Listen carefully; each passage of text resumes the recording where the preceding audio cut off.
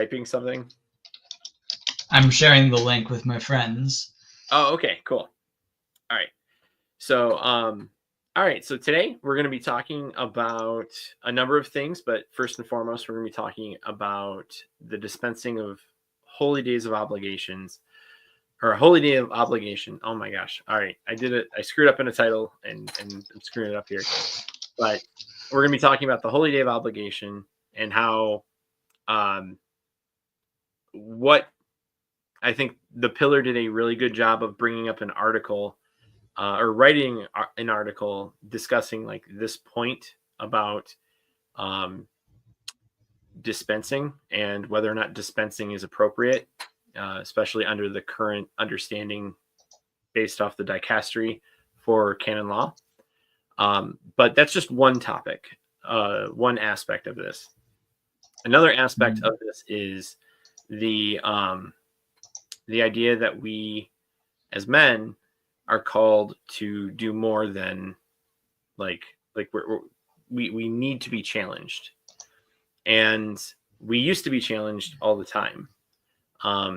Like, you look at 100 years ago, like we had devotions of ember days, fasts for feasts, holy days of obligation, and now we have 2 days that we fast, Good Friday and Ash Wednesday.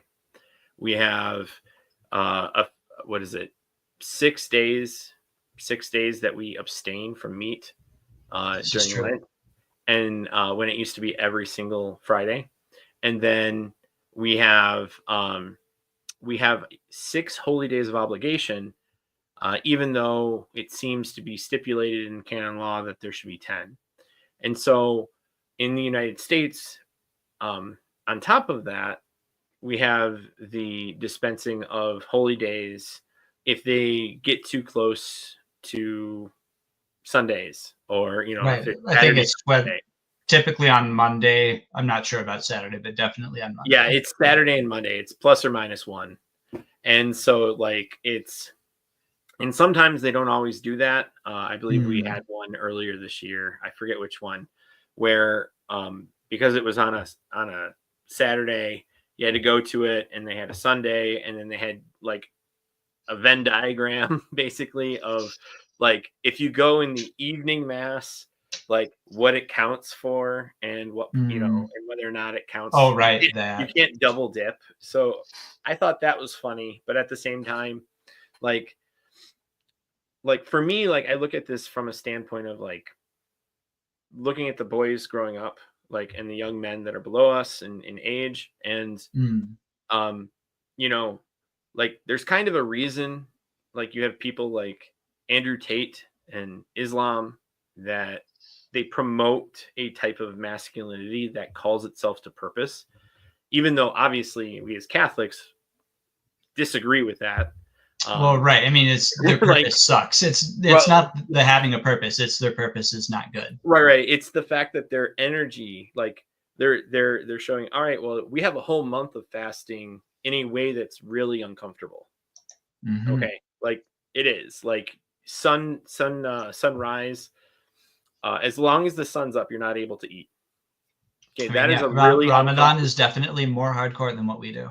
Well, right but now, not more hardcore. So, but like not more hardcore than like Eastern Rite Catholics, because like Chaldeans have a like I don't want to say it's a similar thing, like exactly, but they do have fasting schedules that are much more intense than what we do. I'd butcher the names if I tried to say them, but if you we have we're surrounded here in Detroit. We have a lot of Chaldeans, and I believe they're in the St. Thomas Diocese. So look up that diocese. It's in English. You'll be able to read it, and it'll go over their liturgical schedule, and you'll just see the difference.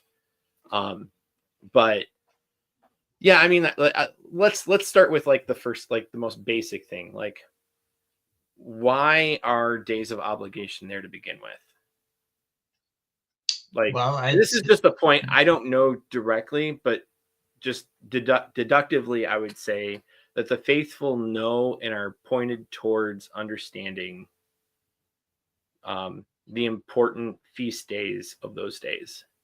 Right. Typically, the holy days of obligation are feast days that are like directly connected with, well, like the fundamental mysteries of the faith. And Mhm. so that's why we have like Immaculate Conception, Mary, Mother of God, Corpus Christi. And so, like, some of these were like developments from theological understanding, and the feasts commemorating these were raised to the dignity of solemnities because of that. And then, like, we have the feast day of Saint Joseph, husband of Mary. We have the feast days of Saint Peter and Paul, was mentioned, Yep. though I don't believe that one's observed as a holy day of obligation in the Not U.S. in not in the United States is it a Right. holy day of obligation, but in the stated in canon law, that's one of the 10 that is. Mm-hmm. So we seem to have like a problem. I say a problem. They're I say a problem because of the article, because the head of the dicastery kind of comes down and answers a question in a very interesting way. Do you mind if I like read it for a second? Oh, go Just ahead. because it is like related. We love The our primary sources.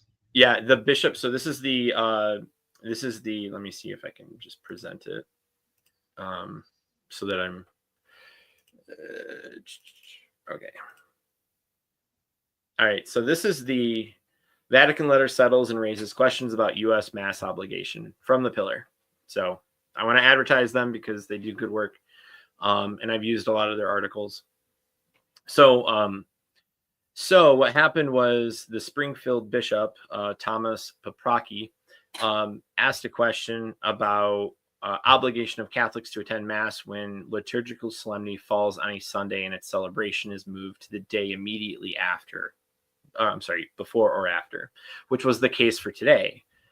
Instead of celebrating the day of obligation today, yesterday was the day that you really should have, yesterday, because it fell on a Sunday, that trumps it, so it moves to today. But there's questions on the obligation because standing USCCB policy has it since 1992 that the preceding Saturday or following Monday, the precept to attend Mass is abrogated, which is to Note say that it's specifically when the day is transferred from a Sunday to the day on either side. yes, transferred. And so the U.S. Bishop's policy, let's see, sorry. So the response is if a holy day of obligation in the let's see, what sorry. This All right, was his question, Jerome. sorry, that's the question. Yeah. So the guy responds, as a matter of fact, Archbishop Filippo, I'm not going to. Yeah, no. Okay, establishes the feasts which must be observed as days of obligation, and then lists the 10 that you had just listed. The canon does not provide for exceptions. For those reasons, those feasts are always days of obligation. And so even when the aforementioned transfer of the feast occurs, therefore, in that year, the feast must be observed as a day of obligation on the day in which it is transferred. While making clear the obligation to attend Mass remains in force in such situation, the dicastery's letter also notes the legal principle that no one is bound to the impossible, and that when individual grave cause renders it impossible for a person to attend Holy Mass, a dispensation is not needed. All right. The prospective inconvenience of attending Mass on a second successive day or the ordinary difficulties of attending Mass during the working week are not usually held by canonical commentators to meet the canonical standard of grave cause. And so, basically what the bishop asked was like relating it to like people, right? Like making it family, because the church is a family. And I think we really do need to get to that image that this is a family issue. Like holy days of obligation are about pointing us towards God with practices. True. Right? And so that the church is a parent, right? Like we should be looking at it as a parent. We are the children. We may be good sometimes, but we're not good all the time. And we have to work on the virtue of religion. Okay. Yep. So in that case, this question is very similar to my kid asking me after dinner, "Hey, Dad, can I have ice cream?" And I go, "Nobody's getting dessert." Like, I answer the question, but I actually answer it in such a broad way. Like, there's no cookies, there's no, like, what do you call it? Like, Skittles, there's no candy from Halloween or whatever. Like, it's just not going to happen. And so that's what it seems to be the case here. Like, the dicastery responded to the bishop who was asking the question, and took it further, um, actually pointing to the issue that we have and that many people have had, um, with the dispensation happening at all. Yep. And that's, um, like, I'm not trying to argue against the bishops for the sake of arguing against the bishops. That's not my intent. And for a lot of the bishops that are there, just this was in 1992. A lot of the bishops that are there just didn't vote on this. Like, they're just, you know what I mean? Like, so, like, don't think that the current bishops are the bishops that made that rule in 1992. That was over 30 years ago. Right. So keep that in mind. So, like, your immediate bishop, like, my archbishop's been here for like 15 years. And so, Yeah. like, I'm not like, oh, well, he's like the reason we're stuck in this mess. Like, that's not the case. Like, yes, they would have to be the ones that talk about this because they're the ordinaries of the United States. But like, that's kind of where it's at. Again, I don't want to give the impression that I'm trying to, like, beat up on the bishops. Like, that is not the point at all. The point is that we have a the point is that we have, sorry, that was my bad. I did the wrong clicking. The point is that we have a crisis in the faith, that we have like anywhere between 17 and 23% of weekly mass goers, depending on the survey, which is horrendous. True. Considering 100 years ago, it was around 75. And so, like, that's substantial. So yeah, sorry. Do you have anything to say? I know I just, like, unloaded a whole bunch of stuff. Like, well, I mean, I did realize I actually missed one point. It's like on, like, the listing of the holy days. I mean, there's Christmas and Epiphany, which is literally like, these are things that happen in the Bible. Oh yes, shout out to my boys on Catastrophe and Socks on My Feet. Thanks for showing up. So, but yeah, so it's like with, like, the feasts like Christmas and Epiphany and Easter, which would be a holy day of obligation if it weren't exclusively on Sundays. So it's like, these are the major feasts of the church that, like, this is what our religion is about.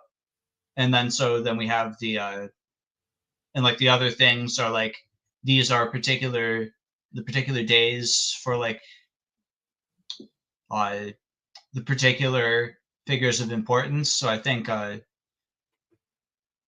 one of either Nativity of John the Baptist or Martyrdom of John the Baptist should be one, or at least I know it's a solemnity. I'm not sure if it's a day of obligation, but I think it should be.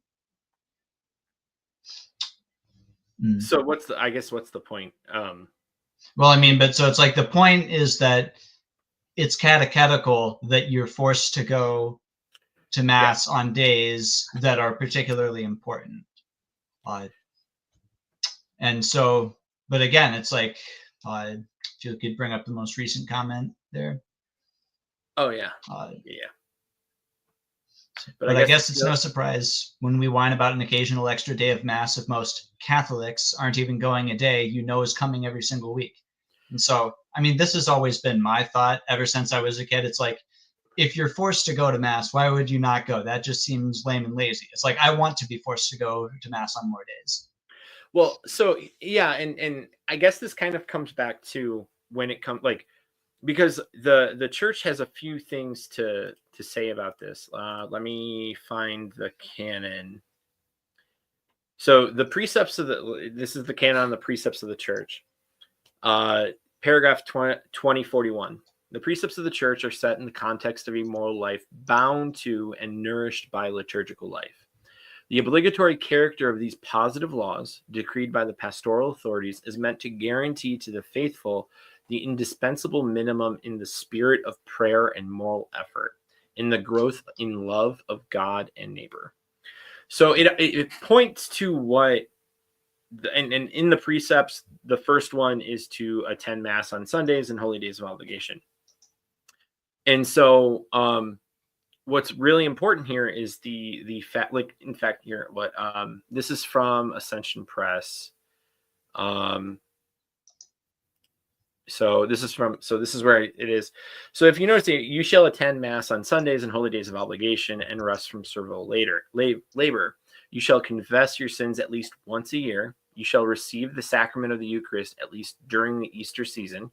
You shall observe the days of fasting and abstinence established in the church, and you shall help to provide for the needs of the church. So why am I bringing up all of that and not just holy days of obligation? Well, it's because, like, I've said this in a previous one, but I want to emphasize it here because it's in real time what we're dealing with. Science supports the fact that when you are engaged with a topic more and more, you tend to either, like, the way you respond matters, but, like, it's like, let me put it another way. Politicians and marketers, when they try to reach out to people, they try to have as many what they call touches. So, like, I used to work for a marketing firm. I ran for office. Like, I have actual experience with what these two topics are.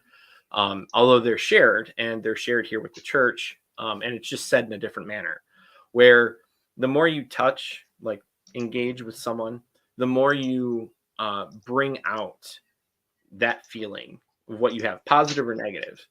And there does come a point where you start engaging in so many times that it tends to go positive if the message is positive. And that's why when a politician is trying to advertise themselves to be voted for, they tend to shoot for like 3 to 10 times, like getting into your mail or going on your door or something. Ideally, it's 7, but they shoot for 3 to 10 because of money and a number of other things. Similar things happen with marketing and propensity scoring. So when you do a propensity score on a person, you take the highest propensity scores and then you do the same thing. And so when it comes to your keyboard's pretty loud. Just FYI. Yeah. Like, so like when you come to a point with the faith, like we used to have hundreds, I think it was like a little over 100 fast days. So precept 4, days of fasting and abstinence, and then attending Mass and holy days of obligation. So you take all the Sundays and then you take all the fast days, which would include Fridays. So that's immediately 2 days a week in which you're engaging with the faith in a pretty substantial way.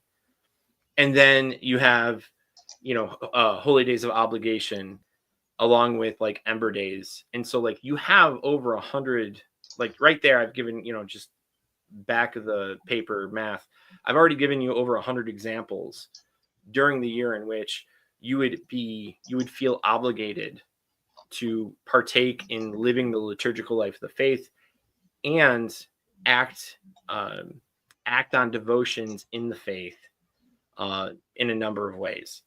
And so when you remove all of that, like the statistic of there's only 17 to 23% of the faithful going to Mass is not a surprise, down from 75%, because we went from being like almost a third or a little over a third, I think, of the year having these days to now we have less than a sixth. So we've dropped significantly in that capacity. And so, so I don't know. What do you think, Dan? Mm-hmm. Like, I know I just like. Well, I mean, my perspective might be a little different than other people's to some extent because I always liked legal. Well, at least I liked going to church enough that I positively reveled in like having like defined times that I had to go to church and follow rules. And so it's like I liked having precepts to follow. So yeah, no, not everybody does that, but it's like I would definitely welcome having like 15 to 20 holy days of obligation a year, even though that's probably not going to happen. But So I yeah. guess what is it? Right here, like it's literally the argument had by every parent with any kid that doesn't want to do something they're being made to go. Why do I have to go? Because it's important. And I mean that really is where the buck stops.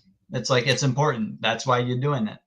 Well, right, and I think that's one of the reasons why I wanted to bring up the parent understanding. Like, we used to, as part of our vernacular, say the church is mother church, right? Like, you don't just say the church. Like we now say it. Like it's small things, but like we say it instead of she. Like instead of saying the church says or she says or mother church says, we'll say it says.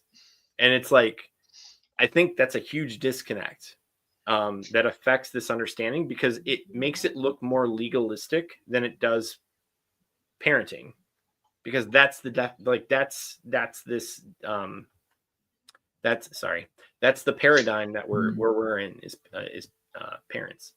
So Father Brown down in Louisiana, thanks for joining us. Ash Wednesday has more Catholics in attendance than most any other holy days of obligation.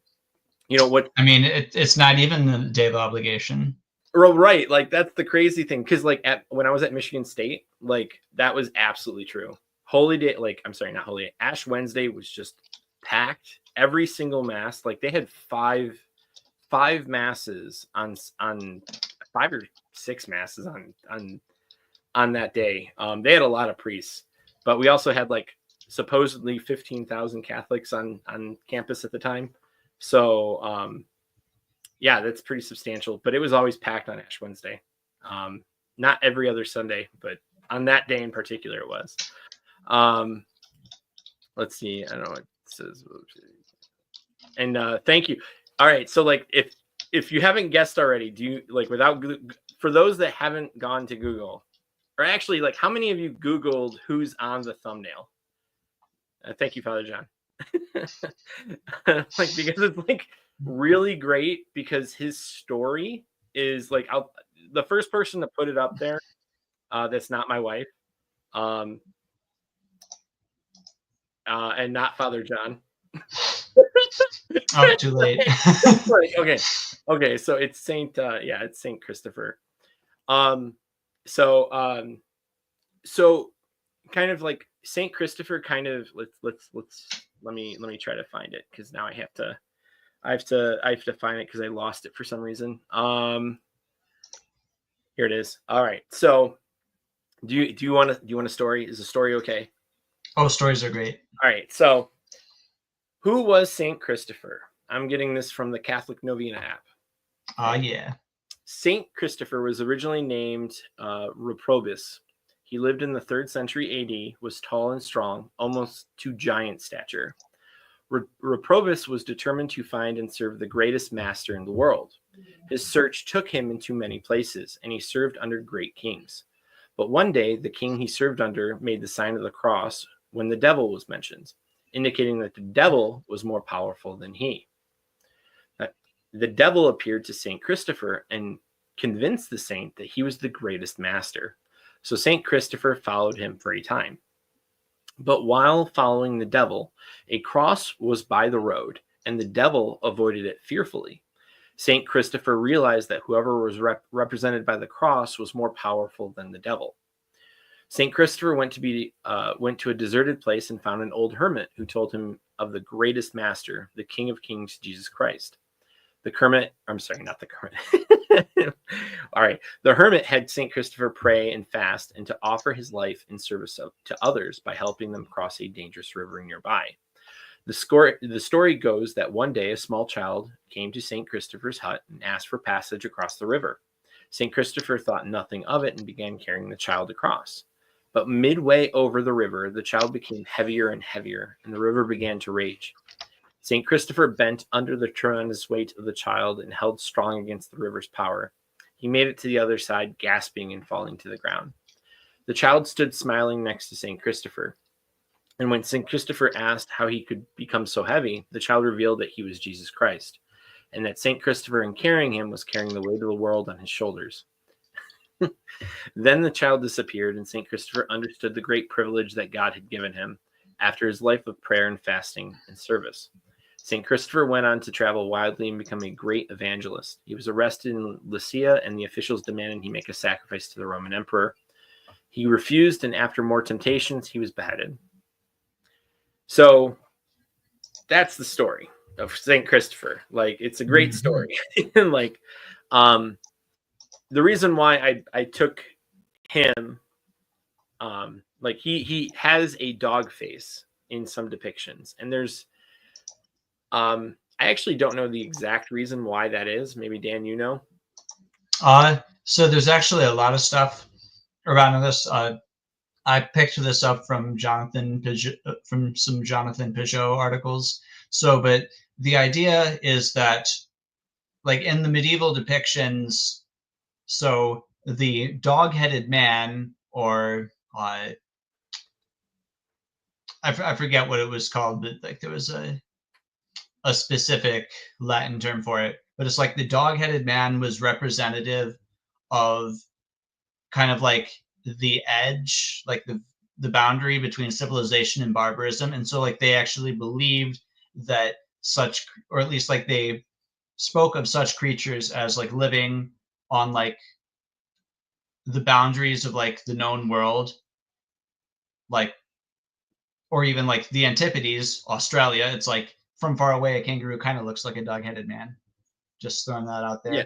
So, but it, like also because, as like Father John says, like he was like a Canaanite, and so like there's a sense that it was like he was cut off from normal human society, and so like that's why he went around looking for a way to, like, I guess, integrate himself by searching for a master. And so, but then in some of those depictions, like he actually, like depending on the telling, he actually got a human head after being baptized or something like that. I mean, like, okay, so I think okay, so he's trying to, like, that's going to your point about like wanting to be integrated, I think is like the big draw there, like from what you said, because I didn't know that. I picked it because I felt like, okay, well, St. Christopher, like my wife said, put up St. Christopher because of like, he wanted to not be under the devil, but find the greatest master. And the greatest master was Jesus. And I know, like, I was like, okay, well, if I just put up St. Christopher, like, I know he has a dog face depiction, like that's not going to be that appealing just to, as a thumbnail. But if I put up the dog face, like that will, like, what's a dog, being a saint, like he's got the halo and everything. Kinocephalus. Yeah. That's what it was. Yeah. And so like the fact that he, like what you're saying, like he wanted to be integrated, but he also wanted to serve the greatest master. Like I think really speaks to the men right now. And that's like, I didn't know about that, but that's why I picked him.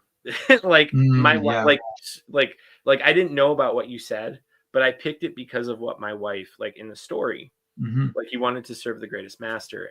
And like this idea of men not being integrated into society is like exactly where we're at right now. Well, right. And because he's on the edge, that's why he's the patron saint of travelers. And so like there's also like a scriptural analogical connection that you can make with the garments of skins. So it's like he has like the head of a dog, and then there's like the connection with Adam and Eve having the garments of skins that God gives them as they're like in exile from the garden. So there's that idea of exile, but also of like something incarnational, because like Christ takes on human flesh and like he passes through a journey and thus is able to bring us like back into communion with God. So it's like kind of the going away and returning to God. Well, right. And but I really want to, so I guess like this is kind of the point. Like dudes need a challenge. St. Absolutely. Christopher saw it repeatedly. So it's like not to get too abstract with like the rest of Sure. what we could do. It's the fact that like he literally represents what we lack right now in society for men. Like he wants to follow the greatest master. And then when you look at you look at men, you know, you could do this online. Online's a real thing, by the way. Like a lot of people will be like, that's just Twitter or Reddit. Well, those are real people on the other end. Okay. And they're spending their entire time following Twitter and Reddit. And so when you kind of scoff at that, you are like literally leaving those people behind. Like that's what you're doing. And but like you see all of them gravitate towards someone like Andrew Tate or Islam, and like that's what they're looking for. They're looking for a challenge. And when we keep dispensing or saying we don't need to do this, even though we have all the caveats in the world to say like, hey, like you don't actually need to do this because, you know, of what I said earlier from the dicastery, that we don't expect you to do the impossible. Like, I don't think anybody should expect that. That's completely reasonable. But it's the fact that like it's like the teeth, like the challenge that men seek is just not there anymore. Because we're like, oh, well, you have this exception and you have that exception and this exception and that exception. And, you know, like, it's just kind of like ridiculous. And and we see the ramifications of that. Like the lack of devotions, the lack of expectation, because that's what it is. Like men thrive on expectation, right? Mm-hmm. That's like true. I mean, That's like so true. like think about Exodus 90 when we did it together for the first time. Okay, nobody besides you and Sean, like nobody knew anybody. And so when we were there, what did we do? I honestly believe that we did our best. Mm-hmm. And we did our best because we didn't know each other. And so yeah, that's fair. Yeah. And so like I expected you to come to the meetings every week. Mm-hmm. You expected me to come to the meetings every week. Yeah. I called my anchor every day. You called your anchor every day. Yep. And we got on each other when we found out that one of us wasn't doing that. Mm-hmm. Like that was part of the reason for the meeting, which is why I say like when it comes to guys, like when it comes to guys, find a group that will hold you accountable, but you're also friends with, and don't take everything personally. Right. Like in the sense, you know what I mean? I mean, yeah. Because you're guys, and unfortunately we have a culture lost of that. And so right. And men not integrating in society often carry the biggest burdens, like Christ. Right. Because like they're not going with the ebb and flow of what's happening. They're not able to ride the currents. They have to, in a lot of cases, ride against it. Right.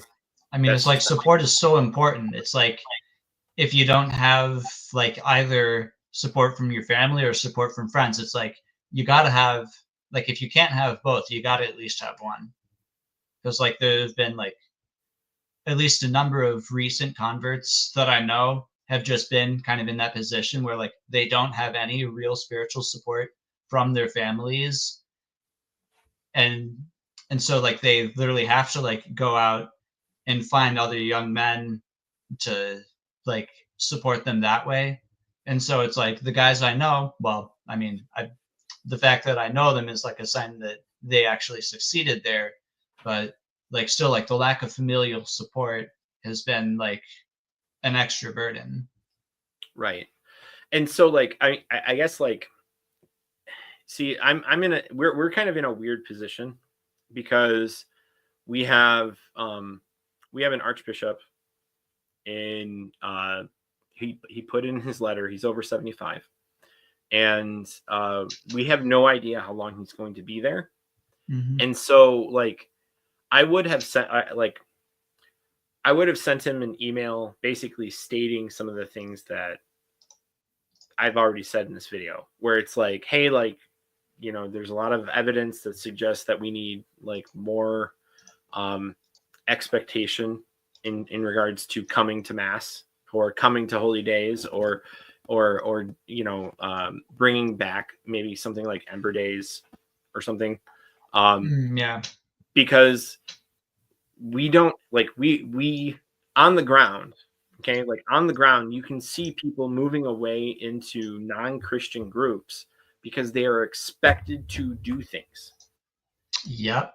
and they are and they're not easy, and some of them are like, you know, like they're carnal and not great, but like they usually have along with it some sort of like um some sort of asceticism that is not Something, comfortable. yeah.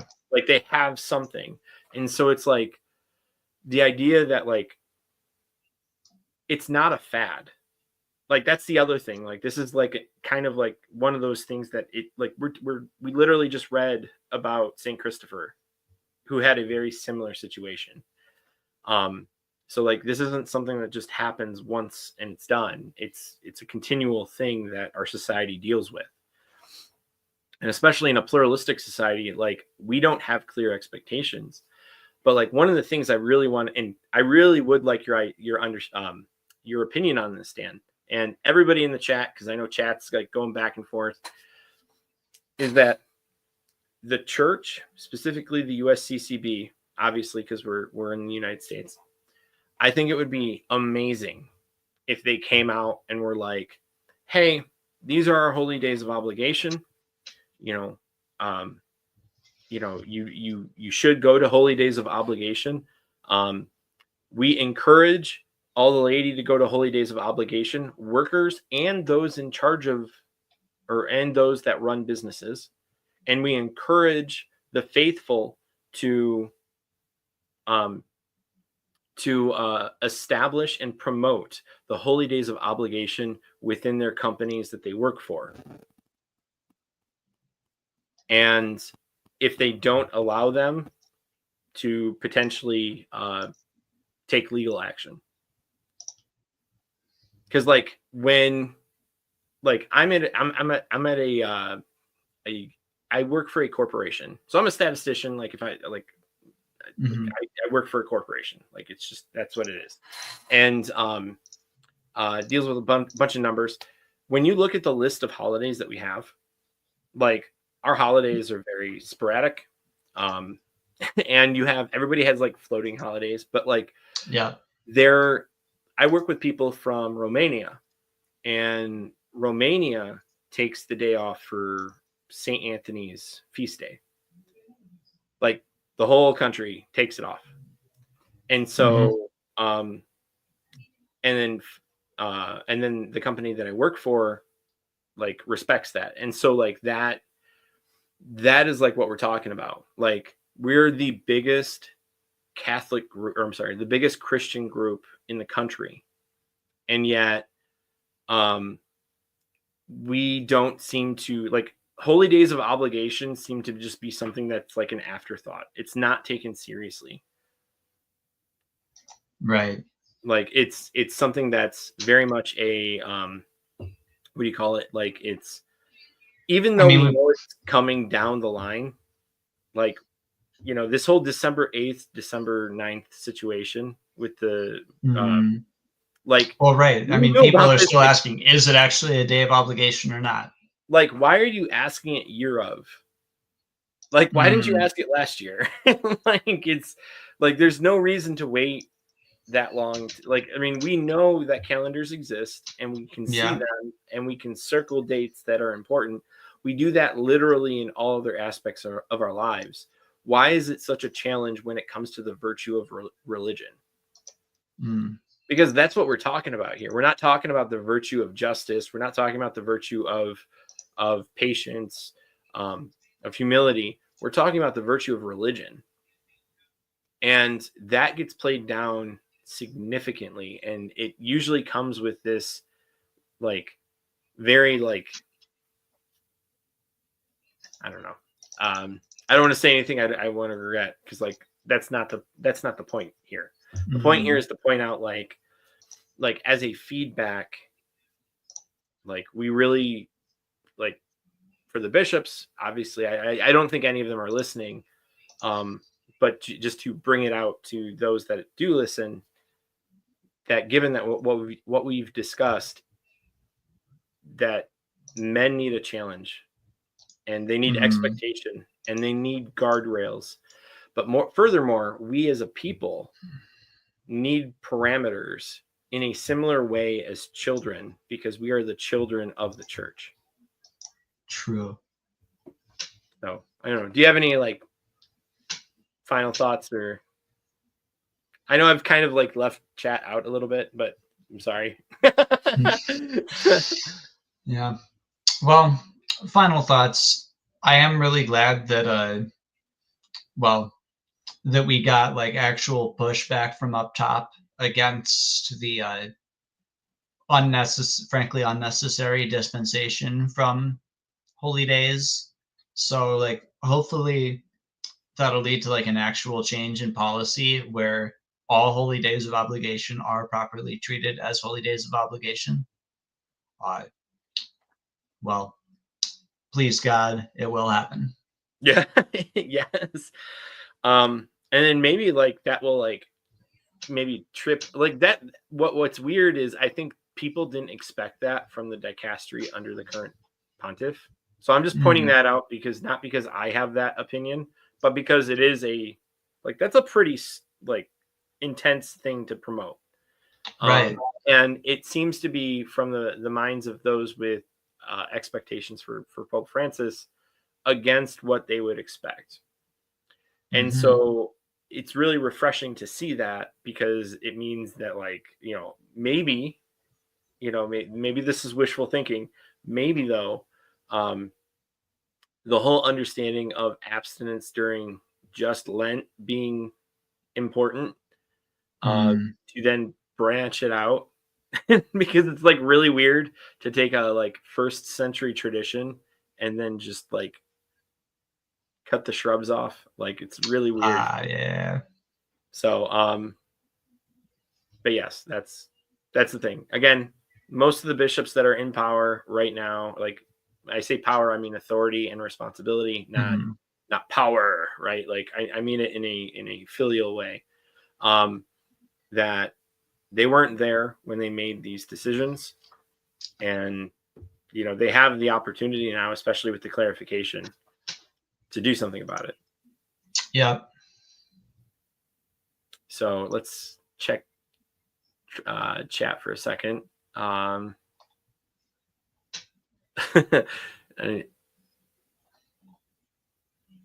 Oh yeah, that's another thing. Okay, so this is another thing. Would have been nice to have bishops give priests the faculties for extra masses for folks that wanted to go anyway, though. So that's the other thing. Yeah. So that came to my attention, and I didn't know this, that priests will be given extra faculties to say more masses during holy days of obligation to accommodate more mass times, like availability. So instead of like appealing to like, you have mass times at like 9 a.m. and noon. Okay. So like the people who are going to those masses probably don't have work, right? Like, but then you'll have like an additional mass on holy days of obligation that are at like 7 p.m. And so that's because the bishop's giving the faculties to the priests. I didn't know that happened until my pastor talked about it. And he's like, I'd love to do it, but I don't have the faculties to have the extra mass today. And I was like, wow, like I didn't even know that was a dimension. I thought that you could just do, do a certain number of masses per day. I guess they can, and I guess it's like 2, but yeah, just something to think about, because I didn't, that totally threw me for a loop. So did you know about that, Dan? Sorry about it, which The that they can say priests get more faculties to say more masses? I didn't know that specifically, but I mean, it makes sense that that would be a normative thing given the priest shortage. Right. And so, okay, so I'll let you go because we're coming up at like 45 minutes. So Dan, Upside Down Man. Hey, by the way, here I'll give you guys like 2 seconds. If you want to see him upside down next time, like put it in the chat or comments, and I can be upside down. You can be upside down. It's a thing. We can do that. So yeah, thank you, Father John. I appreciate you stopping by. And everybody else who stopped by. Yeah, like I said, this is less chat heavy just because we were talking. But I'll try to make it more chat heavy, like in other podcasts, because I mean people like that. People like being heard and being responded to. So because you are part of the conversation.